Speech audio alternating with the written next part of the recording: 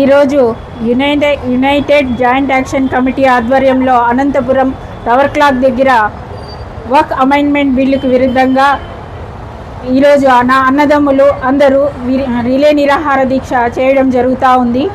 ఈరోజు మోడీ గారు ఈ బిల్లును ప్రవేశపెట్టి ముస్లిం మరియు అన్నదమ్ముల్లాగా హిందూ అందరూ అన్నదమ్ముల్లాగా ఉన్న వారిని విడగొట్టడానికి ఇలాంటి బిల్లు ప్రవేశపెడతా ఉన్నారు. మోడీ వచ్చినప్పటి నుంచి నల్ల చట్టాలు ప్రవేశపెట్టడంలో ఆయన ఎక్స్పర్టు.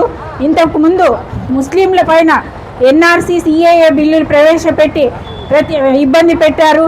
అదేవిధంగా ముస్లిమ్స్ వస్త్రధారణ పైన కూడా ఆయనకు ఇబ్బందులు, అదేవిధంగా ముస్లిమ్స్ తినే విషయాలకు కూడా ఆయనకు ఇబ్బందులు.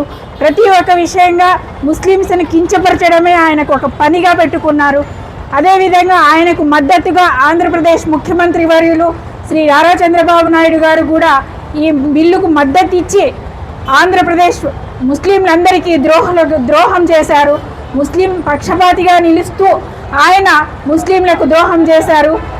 అదేవిధంగా తమిళనాడు సీఎం గారు ఈ ముస్లిం బిల్లును మేము ఎట్లా ప్రాణం పోయినా కూడా ఈ బిల్లును ప్రవేశపెట్టామని చెప్పారు.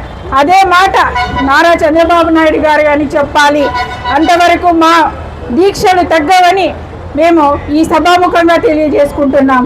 అంతేకాకుండా మీరు Christian amendment bill, Hindu amendment bill ప్రవేశపెట్టండి. మమ్మల్ని కూడా తిరుపతిలో పాలక మండలి సభ్యులుగా చేర్చుకుంటారా? కాదు కదా.